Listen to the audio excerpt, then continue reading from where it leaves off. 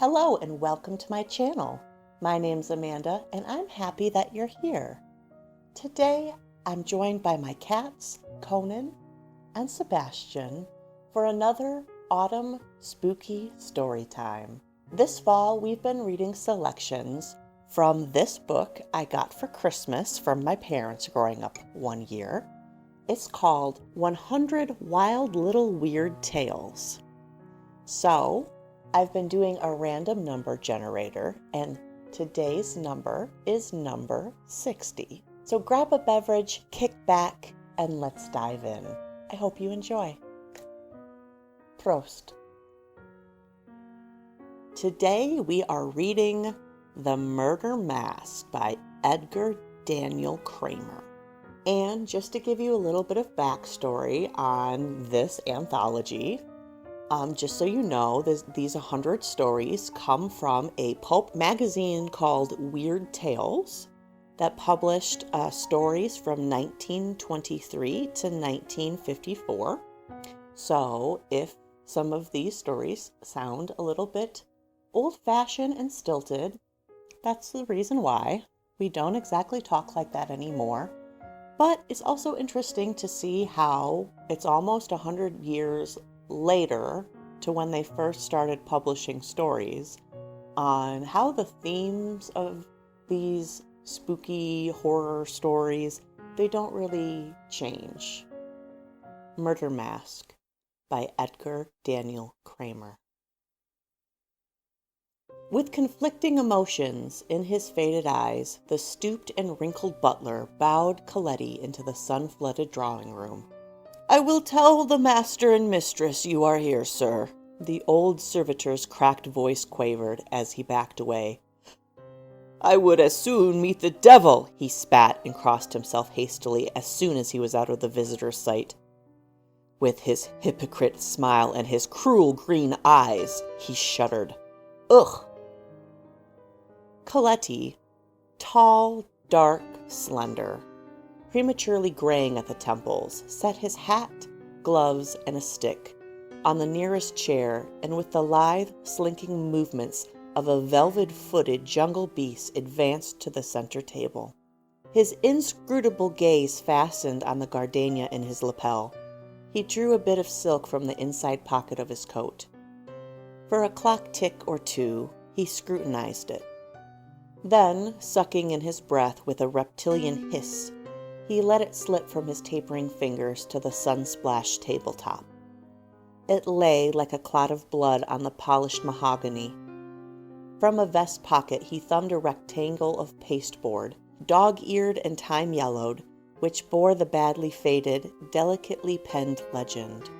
"Who wears this mask is doomed to slay whom he loves best ere break of day." As Coletti stood, holding the worn card between his thumb and forefinger, a hideous change crept over him. The ghost of a smile playing about the corners of his thin-lipped mouth grew sardonic. His whole bearing became as deadly, as sinister, as a rattler ready to strike. Like a miasma lifting from a fen, he exuded an aura of evil that polluted the atmosphere around him and took the warmth from the sunlight. His features grew wolfish and hardened into olive granite, while his eyes blazed feverishly as he thought of his dead grandfather's will that left all the eccentric importer's estate to his ward, Nita Tosca, in trust for her children if she married either of his nephews, Antonio Coletti or Tommaso Romani, but divided the income equally among the trio if the girl remained single or married someone else. In such a contingency, upon the demise of the last three, the principal was to be distributed to stipulated charities. Nita had rejected Coletti's passionate suit and married Romani. Hiding his real feelings, Coletti had contrived to act as his cousin's best man. After the wedding, feeling cheated, nursing his wound vanity with hatred of the newlyweds festering in his veins, he fled to Europe. That was 6 months ago. Now he was back in his dead grandfather's house, with a handful of silk, a frayed card, an all-consuming hate, an inexorable determination to get Nita and her husband out of the picture, and Tony! A voice like the tinkling of silver bells roused Coletti from his devilish introspection. Thrusting the card away, a quick smile driving the satanic expression from his face, he jerked around like an automaton as a slip of a woman, blue-eyed, golden-haired, ivory-skinned, came fluttering towards him. Behind her, in the doorway, her husband paused. At first glance and to the superficial observer, he was strikingly like Coletti. Closer study of the cousins, however, brought out subtle differences. Whereas Coletti was soft, hinting of unclean, forbidden things, with the unhealthy pallor of a plant too long away from the sun, Romani was as hard as a shiny rapier, as clean as the salt tang of the sea, as frank as the day itself. So we've got night and day going on here. We've got the dark-haired actor and we've got the blonde-haired actor going on here. Nita! Coletti's suave voice was a caress as he seized the woman's impulsively outstretched hand. It is good to see you again. You are lovelier than ever. She laughed musically. You're looking splendid, Tom. Coletti shook hands with his cousin. I've never felt better, Romani answered. When did you get back? Yesterday, Coletti told him. On the Normandy. You'll be coming to our mask tonight, Tony? Nina queried. Just try to keep me away, Coletti chuckled. He didn't deem it necessary to explain that he had deliberately timed his return so he would not miss the mosque. In fact, he went on, I've just arranged for my costume. By the way, he turned back to the table, here's a mask I thought one of you might want to wear tonight. I happened to find it when I was unpacking this morning. It's unique, I think. Nita caught up the mask and shook it out of its deep crimson, almost black folds. I'd wear it myself, Coletti added hastily, but I'm coming as Death, and it wouldn't go very well with my costume. It's so lovely, Nita breathed, her eyes enigmatic. So rich, so lustrous, so soft to the touch. Why, it's actually warm, like living flesh. Coletti eyed her narrowly. It's been lying in the sunlight, my dear, her husband reminded her. I'd wear it, Tony, Nita spoke dreamily, but I'm attending the mosque as a Watteau shepherdess, and I'm afraid it won't fit into the picture at all. I'll wear it, Romani relieved his wife of the mask. As a Florentine dandy in the days of the Medici, I couldn't ask for anything better. It's just the thing to go with my black outfit. The late afternoon sunlight vanished. The room became a place of whispering shadows. Nita shivered. What's the matter? Her husband asked anxiously. I'm getting jittery, I guess, she laughed nervously. I've been going too fast a pace lately. I'll be glad when tonight's over. We won't unmask till we have breakfast at dawn. There was something akin to fear in her shifting glances. After tonight, I'll be taking a long rest. Coletti unconsciously tautened. Where'd you get this, Tony? Romani wanted to know as his long fingers stroked the silk. In Padua, Coletti replied, in the cubbyhole of a shop off the beaten track. I figuratively fell into it. He chuckled at the recollection. The mask struck my fancy as soon as I saw it. He fingered the card in his vest pocket. I'll run along now. No need to ring for Benito. I'll see you tonight. They were not hearing him. As though fascinated, hypnotized, metamorphized into stone like those who had looked upon the Gorgons, they appeared completely absorbed in the mask.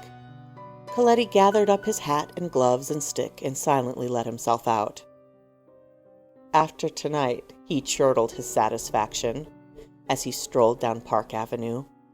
The house and all the income from the old man's estate will be mine. I'll live like a lord and throw some parties that'll knock the town's eyes out. He gloated in anticipation. The poor blind fools. If the mask doesn't work, this will. He brought a tiny vial to view and cuddled it in his palm. If the necessity arises, I will drop this into their wine. It is odorless, colorless, tasteless, and leaves no traces. Nita and Tom will never see another dawn. You're beautiful tonight, my dear, Romani rapturously murmured his adoration. Divinely lovely, Nita mine. You're handsome yourself, Tom. Her eyes glowed like summer stars. I'm mad about you, darling. She adjusted her domino. He caught her in his arms and clasped her close. Their lips met and clung. I couldn't, he muttered thickly. I wouldn't live without you, dear. Be careful, she struggled for breath and reluctantly shoved him away. You're crushing me, Tom. You're mussing me, too. Let me go now, please. Unwillingly, he released her. From below there floated up to them the dulcet strains of a stringed ensemble mixed with the shrill feminine laughter, the hoarser mirth of men, the rustling of garments, the shuffling of feet. The air was heady with intoxicating perfumes. We must be going down, she panted through cupid bow lips. Are you ready? Just about. He slipped on the mask Coletti had brought. All set, let's go. She started and gasped, while her tiny hands flew to her slender throat. What are you staring at? He demanded, cold steel suddenly in his voice. What's the matter, anyway? Your eyes, Tom, she choked. There. She couldn't go on. You have a bad case of nerves, he sneered, as he pulled the lower part of the mask away from his face. This thing persists in pressing against my mouth. You'd think it was alive. Your eyes are wild, she managed to gulp. You never looked at me like this, Tom. Oh, your eyes are hot and cruel, like Tony's at times. Like Tony's, eh? He jeered in a voice that had lost all its tenderness. I wish he had stayed on the other side, he continued vehemently. I wish he had broken his neck, where he fell into that shop in Padua. If I never saw that beggar again, it would be too soon. Blinking in amazement, she seemed on the point of saying something, changed her mind, then turned to the door. Listen, lady. He seized her arm and roughly yanked her back. Don't be too nice to Tony. Don't encourage him. The rotter has a way with women. Tom! She fought vainly to break his hold. You're bruising my arm. Let me go. You're hurting me. Let me go, please. Not too many dances with Tony. He glared at her. Mind, Nita. I don't like the way he looked at you this afternoon, nor the way he held your hands. I felt like slamming him. What in the world has gotten into you, Tom? She almost wailed as she wriggled free. You never... Her strained voice broke. Why, she stammered her bewilderment. I actually believe you're jealous of Tony. Jealous of Tony and every other man, he confessed throatily.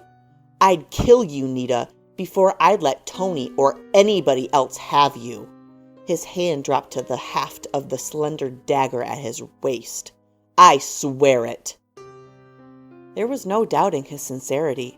His eyes blazed at her challengingly through the thin slits in the mask. This thing seems to be blending with my skin. He tugged impatiently at the silk that rippled to his agitated breathing like a thing alive. It seems to work convulsively against my mouth. With a stifled cry, Nita staggered from the room like a stricken thing. For a split second, her husband stood glorying after her, fighting for breath like a spent runner. Then he came to life and darted in her wake. He reached the top of the broad staircase, as his wife poised at the bottom like a bird on the point of trying out its wings. In the next instant, what appeared to be a skeleton, shrouded from head to foot in the habiliments of the grave and wearing a mask in the form of a grinning skull, detached itself from the swirling phantasmagoria of nymphs, priests, satyrs, ballet dancers, monks, pirates, harlequins, tramps, Perettis, sailors, imps, and other bizarre creatures, to bow over Nita's hand and whirl her away in a dreamy Strauss waltz. Dancing with him already, Romani growled as he leisurely descended the stairs. They better not drive me too far. All the while, his fingers were fondling the hilt of his dagger. He broke off abruptly while his angry gaze searched the hilarious throng for the dainty shepherdess and her gruesome partner. Drink break. Intermission. Leave a comment down below. What is this reminding you of? Because right now, with the mask blending in with his skin, this is giving me very much the Goosebumps book and episode, The Mask. Shout out if you know you know. Mixed with the Phantom of the Opera. Like Masquerade, Past the Point of No Return. Like, my man the Phantom's presence is here in this story. Want to join for the rest of the story, dude? This should be a pretty familiar territory. So, you sing Masquerade, and I will read this aloud. On a flood of delirious revelry, Nita catapulted through the heavy draperies into the dimly lit alcove. Her husband came bursting after her. The curtains trembled into place, and the sounds of the frenzied merrymaking came to them as though from far away. "How dare you!" Nita expostulated furiously with the stamp of her foot. "How dare you, Tom!" He stood glaring at her fixedly, breathing hard, his slim hands clenched until the knuckles showed like chalk. Her eyes were pools of fire. Her breast heaved tumultuously. What a description. "You have been hateful tonight, Tom." She dabbed frantically at her eyes with a lacy handkerchief. "You have humiliated me terribly." He remained silent. "You actually tore me out of Tony's arms just now," she went on scathingly. "You actually flung me in here." Romani swallowed hard. "You'll have to apologize to Tony." He dismissed the suggestion with a shrug. "You'll have to," she insisted. "You've been dancing with Tony all night," he rasped savagely. "Every time I look up, it seemed he was holding you in his arms with his dirty eyes undressing you." "Tom!" "I asked you not to dance with him so often."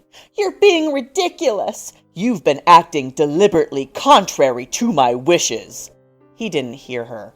"I pleaded with you, but you persisted. It made my blood boil. I saw red while Tony exulted. Finally, I commanded you to dance no more with him. After all, you are my wife, you know. You laughed in my face." She tossed her head like a spoiled child. "Hear it, Nita." He eagerly took a step towards her. "The last dance. Shall we waltz together?" "Past the point of no return." "No!" She meant to punish him for his show of jealousy. Romani recoiled as though a slap from the face. "I shall dance it with Tony," she told him airily. "Let me pass." She started to brush past her husband as the draperies parted and Coletti appeared. "Nita," he began, "you—" With a nerve-tearing snarl, Romani flashed his slender-bladed dagger and lunged. "Oh!" Nita started to scream.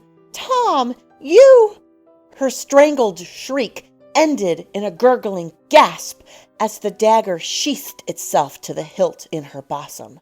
Blood gushed and bubbled around the buried blade. "How could you?" An expression of mingled bewilderment, surprise, incredulity flitted over her ghastly painted face as Romani caught his crumbling wife in his arms. "Nita!" he croaked, his red rage dropping from him like a discarded cloak. "Speak to me, sweet. Nita! Nita! Nita! Good God, what have I done?" "You've killed her, Tom." Coletti could not keep the oily satisfaction from his voice. You have murdered her! Nita! Romani was beside himself with grief. Speak to me, dear. I wouldn't hurt you. I wouldn't. I'd die first. He covered her face with kisses. Nita! Nita! Nita! She hung limp in his embrace. Speak to me, darling, he beseeched, as he tore off his mask and flung it across the shadowy alcove. I love you. I love you. Speak to me, Nita. It's no use, Tom, Coletti mocked him. She's dead. Romani seemed to become aware of the other man's presence. This means the electric chair for you, Tom, Coletti cruelly reminded his cousin. You have murdered her. For clock ticks that seemed eternities, Romani stared hard at the speaker. Gently, he lowered his dead wife to the thick-piled rug. Carefully, he pulled the dagger from her breast. Tenderly, he closed her eyes, crossed her hands on her bloody bosom, and straightened her limbs. Thanks to the mask, Coletti pointed. You have murdered your wife, Tom. He handed the anguished man the time-yellowed card. Soon you'll be walking through that little green door. I can't live without you, Nita, Romani declared brokenly as he deciphered the faded legend. I won't. The state will attend to that, Tom, Coletti jeered. You need have no worries on that score. Romani retrieved the discarded mask and, whirling on Coletti, thrust it at him. Put it on, he ordered brusquely and tickled his cousin's ribs with his blood-smeared dagger. Put it on, or I'll drive this steel into your devil's heart. Coletti paled and gulped and hesitated. Put it on, Romani iterated huskily, increasing the pressure of the dagger, while with his free hand he tore the death mask from his cousin's face. Hurry! With trembling fingers, Coletti adjusted the red silk mask over his twitching features. Who wears this mask? Romani growled, as through the muted strains of the waltz the weary revelers chorused, Good night, ladies. It's your turn now, Tony. Is doomed to slay. Murder, Tony. Whom he loves best. That's yourself, Tony. You're going to kill yourself. Ere break of day, which isn't far off. You'll have to hurry, Tony. You haven't much time. Like a man suffered the tortures of the damned, Coletti's whole body was writhing horribly. His palsied hands clawed at his throat. He appeared to be wrestling with an invisible antagonist. Whom he loves best, Romani repeated hoarsely. You're taking your own worthless life, Tony. Hurry! The crimson mask moving to his labored breathing, Coletti fumbled inside the hideous grave garments he was wearing. His groping hands brought a tiny vial to light. Is doomed to slay, Romani hissed, stepping back, for the coercion of the dagger was no longer needed. Whom he loves best. While Romani watched him balefully, Coletti slowly lifted the fluttering mask with his left hand, while with his right he tilted the bottle on his mouth. With a hollow gulp, he drained its contents. His hands dropped like leaden plummets. For a split second, he steadied. Then a tremor shook him from heels to crown. He swung halfway around, recovered. His knees buckled, and he collapsed on his face. Romani rolled him over, nudged him callously with his foot, stooped, and listened to his heart. Dead, he mumbled and straightened. Gone to the hell where he belongs. He sank on his knees beside his dead wife. Tenderly, he kissed her cold eyes, his carmined lips, the little hollow at the base of her throat. Coming, Nita, he spoke as though replying to an urgent summons, and plunged the dagger into his own heart. Come. He pitched forward over the dead woman. The music and the singing ceased. The gray dawning peered in. at the window. And that is the end of this story, dear listener. So what do you think? Did we end with a little bit of Romeo and Juliet? What other stories did it remind you of? What did you think? It put the cats to sleep, but it kept me interested. I really liked it. I thought it could be another Twilight Zone episode, really. Who wears this mask is doomed to slay whom he loves best ere break of day. So that is the charm on the mask. If Nita had put on the mask, would anything had happened? Because it literally says whom he loves best ere break of day. Maybe she should have wore the mask. Then, well, I guess he still would have tried to poison them. And then he would have gotten away with it. So it's kind of depressing either way, but at least they're together now, right? It's like atonement. Like, it's so sad, but they're together. I feel like if they adapted it into an episode of The Twilight Zone, they could have a really cool, like, dance sequence with everybody in the masks and his, like, odd behavior, his, like, possessive behavior. Like, I feel like also that actor could have a really fun Jekyll and Mr. Hyde sort of experience. That's always a fun gig to get to play. I just was picturing the Phantom of the Opera the whole time, but maybe that's on me because I just saw it so recently. I would love to hear what it reminded you of. So if you liked this video, please give it a like and subscribe for more videos. Perhaps not just like this one, but very similar. There's quite a few stories left, so subscribe if you'd like to hear more stories in this spooky fall series. I hope you're having a great fall, and I'll see you in the next video. Cheers. Cheers.